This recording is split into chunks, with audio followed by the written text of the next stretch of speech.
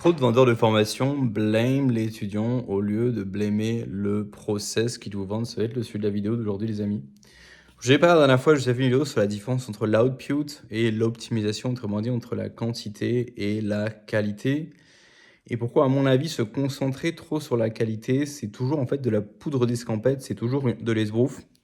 C'est toujours une façon en fait de remettre la responsabilité sur la personne qui va suivre vos conseils plutôt que sur la pertinence de vos conseils. À mon avis, un bon coach, un bon formateur doit être capable de dire à ses étudiants, voilà, tu fais ça, ça, ça, et donner à ses étudiants en fait des benchmarks. Ce que j'appelle des benchmarks, ça va être des key metrics. Ça veut dire être capable de dire à une personne, par exemple, voilà, si je t'aide à démarrer en ligne, et ben, quand tu auras mis 100 vidéos en ligne, il faut que tu aies entre temps et temps de vues ou d'abonnés. Il faut être capable de dire à son étudiant, en fait, voilà, si tu te lances en ligne, ça fait 1 an et tu mets une vidéo tous les jours et que tu n'as même pas un abonné, il faut que tu arrêtes, ça ne marche pas pour toi. D'accord? Et je peux te rembourser si peut-être que ça va pas marché pour toi, peut-être que mon process n'a pas fonctionné pour toi, auquel cas je vais te rembourser. Je pense que plus de formateurs devraient avoir les couilles en fait de donner à leurs étudiants, bien sûr les clés pour réussir, mais aussi de l'accountability dans le sens où ils devraient être capables de donner des metrics en fait à leurs étudiants et leur dire si vous atteignez ces chiffres-là, si vous faites cet output-là et que vous n'avez aucun résultat, ça veut dire que ça ne marche pas. Arrêtez de vous entêter dedans. Trop souvent, les formateurs vont vous encourager à aller dans telle direction, à faire telle chose, à suivre tel processus. Ça peut être tout n'importe quoi. Ça peut être du cold call, ça peut être de l'outreach, ça peut être des stratégies pour faire du contenu, pour créer des newsletters, ce que vous voulez. Mais ils vont jamais exactement vous dire. En fait, il n'y a pas de. Vous savez, en science, il y a un truc qui s'appelle. Je crois que ça s'appelle le critère d'infirmation ou un truc comme ça. En fait, il faut que l'hypothèse puisse être infirmée. Parce qu'une hypothèse qui ne peut jamais être infirmée, c'est-à-dire qui est toujours vraie, ou il y a toujours une façon de la retourner pour qu'on ne puisse pas l'infirmer, et ben par conséquent, on ne peut pas la vérifier non plus. Pour que quelque chose puisse être vérifié, il faut aussi qu'il y ait des critères où on puisse l'infirmer. On peut dire là, ça a marché. Si on atteint ça, si on fait A et que ça donne vert, c'est que ça marche. Si on fait A et que ça donne rouge, c'est que ça ne marche pas. Vous voyez ce que je veux dire? Il faut donner les clés à l'étudiant pour lui dire à quel moment il sort en fait de ce véhicule, à quel moment il peut arrêter de pédaler à vide. Et je ne vois personne faire ça en fait. Je ne vois personne dire si au bout de tant de temps tu n'as pas de résultat, arrête, ça ne marche pas. Je ne vois personne dire voilà, normalement tu devrais commencer à avoir tes premiers résultats si tu fais ça, ça, ça, ça au bout de tant de temps. Voilà à quoi devraient ressembler tes premiers résultats. Je vois personne dire ça. Alors, c'est la métaphore que je fais souvent avec le café. Vous savez, c'est quelqu'un qui ouvre un café, il n'a pas de clients. Vous allez trouver pléthore d'imbéciles pour lui vendre des méthodes. Mais non, mais attends, on va changer ton menu. On va changer le design de ton café. Mais c'est peut-être parce que tu souris pas assez aux clients. C'est peut-être parce que tu n'as pas les bonnes formules de politesse. Tiens, on va faire une formation dans la vente. Va faire une formation dans l'hôtellerie. Va faire ceci, va faire cela. Rajoute tel produit. Change telle couleur. Rajoute des chaises. On va lui proposer d'améliorer l'intérieur de son café. Alors qu'en fait, le problème, c'est peut-être juste que le café n'est pas dans le bon emplacement. Et que ça sert à rien d'optimiser, ça sert à rien d'augmenter la qualité, ça sert à rien de continuer à persister. Ça va pas marcher. Et c'est trop facile en fait de faire ça et de remettre la faute sur l'étudiant. Ça, par exemple, le gars, vous allez lui dire, voilà, je vais t'apprendre à faire, trouver des clients en FMMA en faisant de l'outreach. Ça, les gens, ils adorent faire ça. Il y a plein de gens qui utilisent des tools d'outreach automatisés sur Twitter. Moi, quand j'étais sur Twitter, j'ai arrêté Twitter. Tous les jours, enfin pas tous les jours, mais toutes les semaines, il y avait un mec qui m'envoyait un DM, etc. Des mecs qui m'envoyaient des trucs en anglais aussi. Les gars, ça marche pas. Juste, ça marche pas. Ok?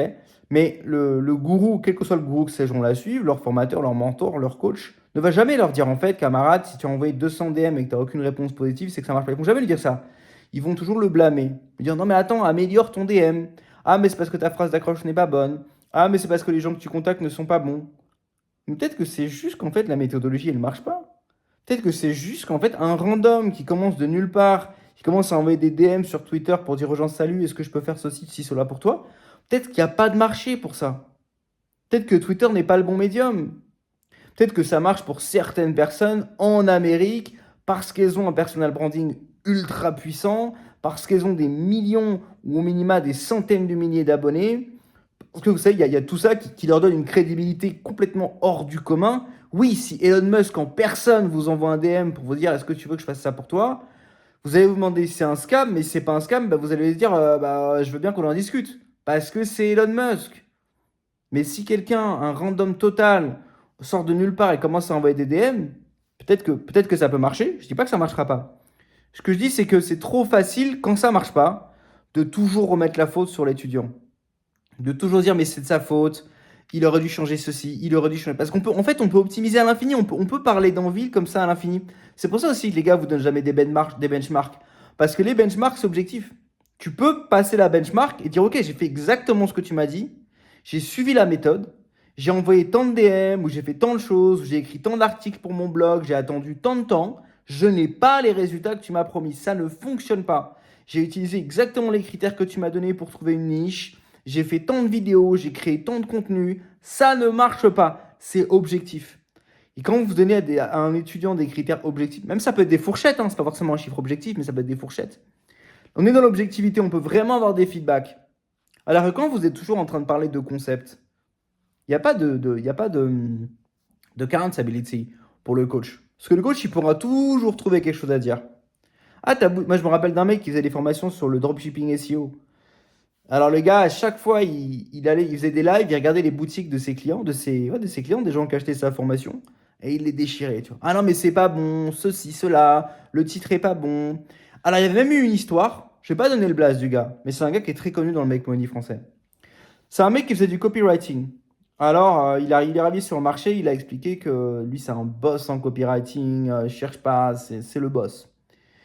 Et il y a des gens qui se sont dit, ok, c'est le boss en copywriting, soi-disant, il se fait payer des centaines de milliers d'euros pour écrire une page de copywriting. Ok, bah, on va copier son copywriting.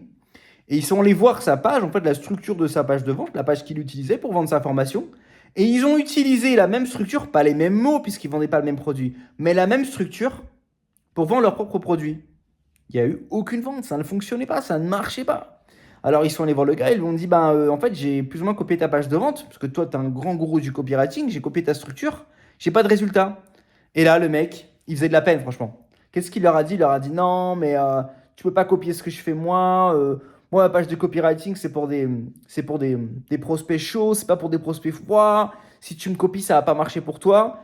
Et le gars sortait tout un baratin en fait pour expliquer aux gens pourquoi la structure de sa page de vente, en réalité, ne fonctionnait pas. Parce que la réalité, c'est que ce gars, s'il réussit à vendre sa formation, c'est pas parce qu'il avait de grandes connaissances en copywriting, ceci, cela. C'est parce qu'il faisait la tournée des podcasts et qu'il expliquait à tout le monde qu'il était millionnaire. Donc en fait, il maximisait sur le branding, sur l'autorité. Il disait aux gens qu'il était millionnaire. Et c'est de cette autorité que venait la pulsion d'achat. C'était pas sur le copywriting, c'était pas sur le titre, c'était pas sur le storytelling, c'était pas sur le hook, c'était pas sur la structure, c'était pas sur l'offre. C'était juste les gens, ils ont dit ok, lui c'est un millionnaire, donc on va acheter sa cam.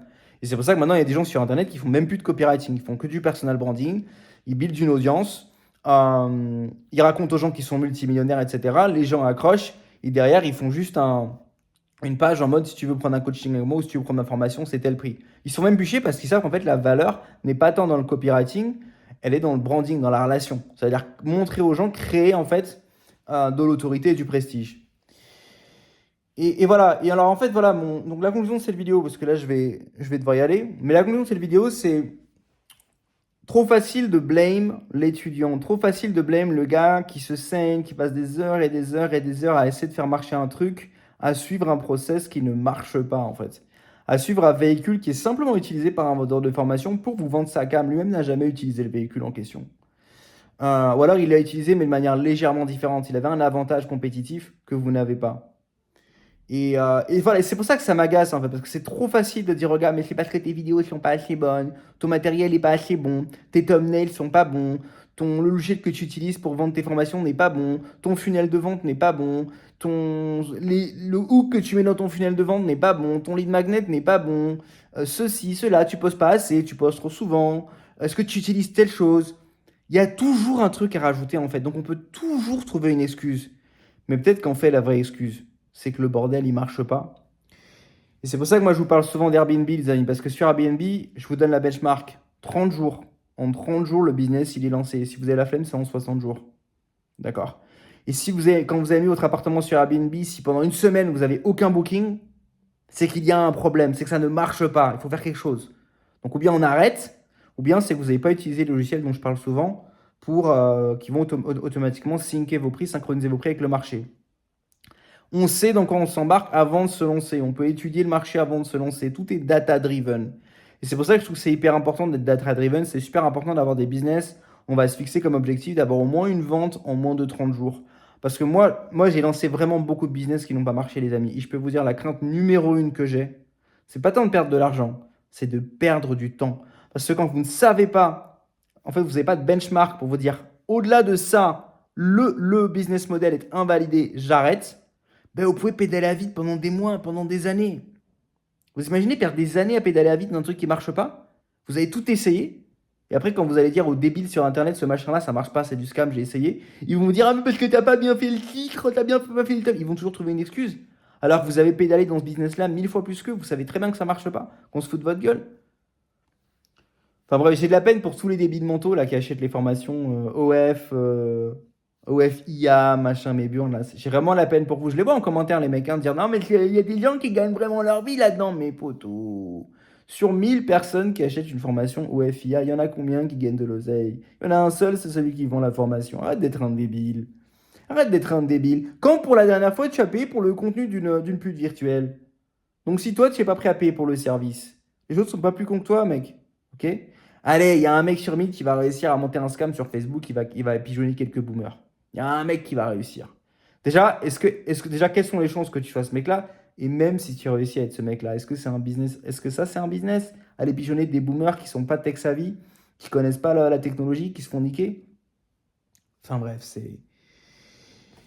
SMMA, il y a des mecs qui ont monté des fortunes en vendant du scam SMMA. Ouais, je vais vous apprendre à monter une agence, blablabla. Il y a un seul mec legit que je connais sur Internet, dans le SMMA. Il s'appelle Samuel Gomez. Si vous voulez lancer une agence SMMA, allez voir Samuel Gomez. Samuel Gomez, il se filme à faire des sessions qui durent des heures et des heures et des heures. Il fait du cold calling.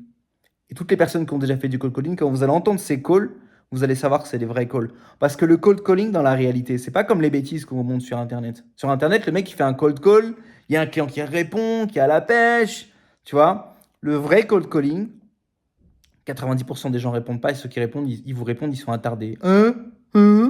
Comprends pas. Cold calling, hein. Pas appeler des leads qui ont été apportés en warm par du marketing. Je parle de vrai cold calling. Donc pour ceux qui ont déjà fait du cold calling, qui sont déjà confrontés au marché, quand vous allez voir Samuel Gomez passer des coups de fil, vendre du SMMA à des patrons de petites entreprises en France, en fait, si vous avez déjà l'expérience, vous allez tout de suite savoir en fait. Ah mais ouais, là, ça c'est l'expérience que j'ai eue personnellement. Ça, lui, c'est un mec legit. Mais pour les mecs qui n'ont jamais eu d'expérience, ils vont voir le gars, ils vont se dire, mais c'est un bouffon lui, les trois quarts des gens lui répondent pas, les mecs qui lui répondent, c'est des vieux boomers qui comprennent rien. Mais c'est ça le vrai marché. Les mecs qui vous montrent des appels sur Internet où ils vont de toute façon du high ticket, ça se fait surtout dans le monde anglophone. Ils vous montrent un appel, voilà, je vous montre un appel direct avec le client, machin. Mais c'est monté de toutes pièces, c'est du scam. Le mec à l'autre bout du fil, c'est leur pote. Dans le monde réel, ça se passe pas comme ça. Et Samuel Gomez aussi, il a fait des vidéos où il débunk en fait tous les mythes, toutes les bêtises qu'on raconte sur le SMMA. On dit qu'il faut directement démarrer sur du high ticket, il faut directement faire ci, il faut directement faire ça. Il explique en fait que 3 quarts, 90% de ce qu'il racontait sur Internet au niveau du SMMA, des conseils qui sont nés, c'est de la merde, ça ne fonctionne pas. Et ce qu'il dit sur le SMMA, les amis, c'est vrai dans toutes les niches. Tout ce qu'on vous raconte, la majorité des gens racontent de la merde. Mais la raison pour laquelle les gens racontent de la merde, c'est parce que la grande majorité du marché ne clique et n'achète que de la merde. Si on vous montre la vérité, vous n'achetez pas. Donc il faut se remettre aussi un petit peu en cause, les amis. Bref, quand vous lancez un business, j'ai fait aussi une vidéo qui s'appelait Ne tombez jamais amoureux de vos projets. Quand vous lancez un business, ayez des KPIs. Dites-vous, ok, je me fixe un objectif. Si dans tant de temps, après avoir accompli cette liste d'actions, je n'ai pas au minimum ça, j'arrête. Parce que le risque, si vous allez un peu à l'arrache, à la one again, le risque, c'est de persister pendant des mois dans quelque chose qui ne fonctionne pas, les amis. D'accord? Qui ne fonctionne pas. Et quand vous décidez froidement, rationnellement, data-driven, d'arrêter un business parce que ça n'a pas fonctionné, vous allez trouver une série d'imbéciles sur Internet, vous dire c'est de votre faute, vous aurez dû faire ci, vous aurez dû faire ça. N'écoutez pas ces débiles, ils n'ont jamais rien fait. Simplement en faisant et en échouant, vous êtes déjà au-dessus de 99% des gens. Gardez bien ça en tête, les amis. Si vous voulez des conseils mindset, business, expatriation basés sur le monde réel, pas le baratin, les bêtises qu'on vend sur Internet, ça se passe dans le large, en description. Et si vous avez des questions, vous voulez lancer un biz, vous voulez connaître mon avis, eh ben, posez-les en commentaire et je me ferai le plaisir d'y répondre. On se retrouve la prochaine fois sur Impère Digital. Ciao.